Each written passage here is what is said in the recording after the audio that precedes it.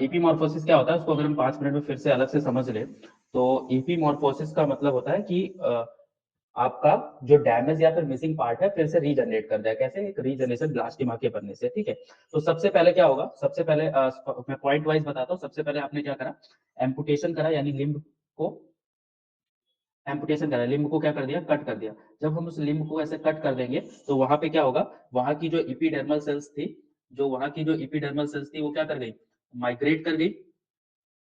Epidermal sales जो ये वाली सेल्स थी, यहाँ की जो सेल्स है माइग्रेट कर गए। इसके ऊपर उन्होंने क्या बना लिया, क्या बना लिया, वुंड इपीडर्मिस। ठीक है ना। और ये वुंड इपीडर्मिस क्या होगी, थिक हो जाएगी, तो ये क्या बनाएगा आगे जाके, एपिकल एक्टोडर्मल कैप। यहां तक क्लियर है, बोलते जाओ। Yes sir. दूसरा काम क्या होगा बेटा, डी डिफरेंशिएशन का। डी डिफरेंशिएशन में क्या होगा, जो आपका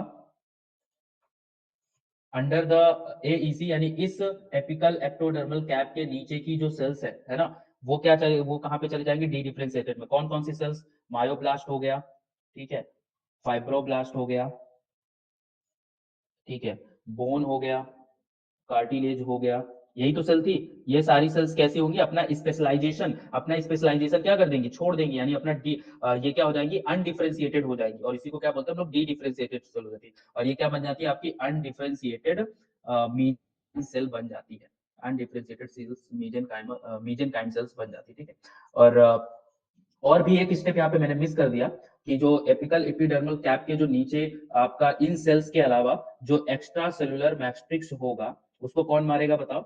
एक्स्ट्रा सेलुलर मैट्रिक्स भी तो होगा, प्रोटीन वगैरह, मसल्स वगैरह, उनको जो एक्स्ट्रा सेलुलर मैट्रिक्स जो होगा इन सेल्स के अलावा, उसको कौन, प्रोटीएज क्या कर देगा, डिग्रेड कर देगा। पढ़ाया था। Yes sir. ठीक है, जहां पे नहीं समझ में आया बता देना, क्योंकि इसके बाद नहीं बताने वाला। तीसरा, अब डी डिफरेंशिएशन भी हो गया। अब उससे डी डिफरेंशिएशन से क्या बनेगा, ग्रुप ऑफ अनडिफरेंशिएटेड सेल्स, जिससे क्या बनेगा, ब्लास्टिमा का फॉर्मेशन होगा। ठीक है, तो ब्लास्टिमा फॉर्मेशन होगा, है ना, ब्लास्टिमा फॉर्मेशन होगा। ब्लास्टिमा कहां बना है, एईसी के अंदर, एपिकल एक्टोडर्मल कैप के नीचे बनेगा।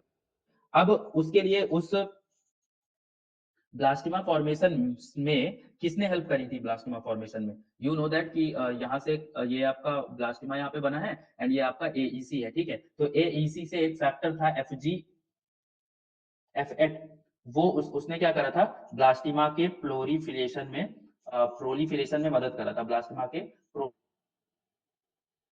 जिससे ब्लास्टिमा बहुत ज्यादा प्रोलिफरेट कर रहा था, यानी सेल डिवाइड हो रहे थे बार बार। आई मेरी बात समझ में। फिर हम लोगों ने बाद में एक्सपेरिमेंट से हमको ये पता चला कि जो FGH फैक्टर है अकेले तो काम करता नहीं है, ये किसके साथ काम करता है, रीजनरेटिंग नर्व से काम करता है। तो रीजनरेटिंग नर्व करता क्या है, रीजनरेटिंग नर्व एक क्रूशियल फैक्टर निकालता है, जिसको हम लोग क्या बोलते हैं, नैग। क्या निकालता है, नैग यानी न्यूट एंटीरियर ग्रेडियंट प्रोटीन, वो निकालता है। ठीक है, तो ये जो प्रोटीन है ये सिग्नल देती है, ये एक आपका प्राइमरी माइटोजन है। प्राइमरी माइटोजन का मतलब होता है सिग्नल करना, ये आपका प्राइमरी माइटोजन है। आपका जो ये प्राइमरी माइटोजन किसको सिग्नल देता है, आपका रीजनरेटिंग नर्व्स को सिग्नल देता है, एंड वो आपका हेल्प करता है आपका फिर प्रोलिफरेशन। ये जो दोनों चीज एक साथ प्रोलिफरेशन में आपका मदद करती है। फिर प्रोलिफरेशन के बाद आपका क्या होगा, चौथा पॉइंट, रीडिफरेंशिएशन होगा। एंड रीडिफरेंशिएशन का मतलब क्या हो गया, आपका फिर से वो जो मास ऑफ अनडिफरेंशिएटेड सेल्स है फिर से रीडिफरेंशिएशन हो गए, सबसे फिर सबसे क्या हो गया, स्पेशलाइज हो जाएंगी वो जो सेल्स जो अनडिफरेंशिएटेड सेल हो गई। कोई मसल सेल्स बनाएगा, कोई बोन सेल्स बनाएगा, कोई स्किन सेल्स बनाएगा, कोई नर्व सेल्स बनाएगा, ये सारा चीज करेगा। साथ साथ में यहाँ पे पैटर्न फॉर्मेशन होगा। पैटर्न फॉर्मेशन का मतलब हो क्या, प्रॉक्सिमल डिस्टल एक्सिस का ध्यान रखा जाएगा।